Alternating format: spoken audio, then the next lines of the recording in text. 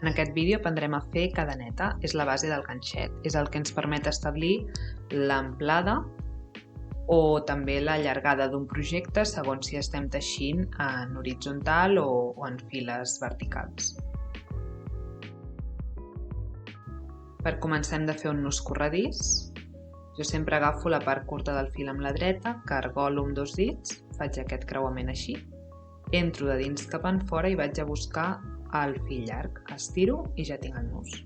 Repeteixo, cargolo la part curta agafada amb la dreta, el cargolo els dits, entro a agafar el fil llarg, estiro i ja tenim el nus fet.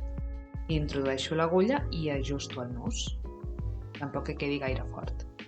El ganxet es pot agafar de diverses maneres, així com un llapis o bé com si fos un ganivet. Jo l'agafo sempre com un llapis i només l'agafo d'aquesta altra manera quan treballo amb trapillo per fer més força. Per la resta d'ocasions sempre l'agafo com si agafés un llapis. Col·loco la part curta del fil davant, la part llarga cap endarrere i col·loco el nus a l'alçada del meu dit índex i m'ajudo amb el dit gros per fer aquesta força contrària. Per fer cadeneta agafo baga i la passo per dintre del bucle que tinc a l'agulla. Ja tinc una primera cadeneta i repeteixo. Torno a agafar baga i la passo pel bucle i m'ajudo amb el dit índex i el dit polze per obrir pas i poder passar per dintre de la llaçada que tinc a l'agulla.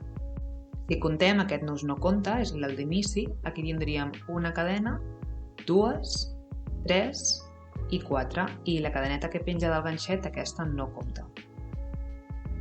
5, 6, 7,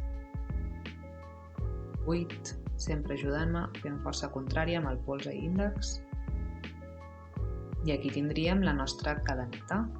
Aquesta podria ser la cadeneta de base i després faltaria fer cadeneta també per agafar altura. Això ho podeu veure en els següents vídeos de punt baix, punt mig i punt alt. Espero que us hagi agradat. Fins la propera!